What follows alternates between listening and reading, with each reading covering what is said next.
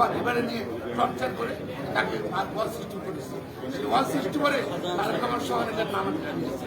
পরবর্তীতে মন্ত্রী আমনার কোর্টে গিয়ে বলছে, কোর্টে বলছে যে আমার হাত থেকে আমার পা থেকে শূন্য ঘুরিয়ে ফেলছে আমাকে। তা আমি তারেক রহমান সাহেবকে চিনি না, আমি রাজনীতি চিনি না, এবং সেটা প্রপারলি নেওয়া হয়নি, আইন অনুযায়ী নেওয়ার সেটা নেওয়া হয়নি। এছাড়াও আদালত আমাদের সুপ্রিম কোর্ট হাইকোর্ট ডিভিশন পরিচালনা করতে 50,000 লোক ছিল, একজন সাক্ষীও বলে নাই যে ষড়যন্ত্র হয়েছে হচ্ছে সেই ষড়যন্ত্রকে প্রমাণ একজন সাক্ষী বলে নাই, একজন সাক্ষী বলে নাই যে তারা দেখেছে যে গো আমার ছিল, গো আমার ছিল, এবং সবকিছু বিচার করে this a case of no evidence, no evidence, কোনো সাক্ষী প্রমাণ আইনগত হবে নেওয়া হয় না।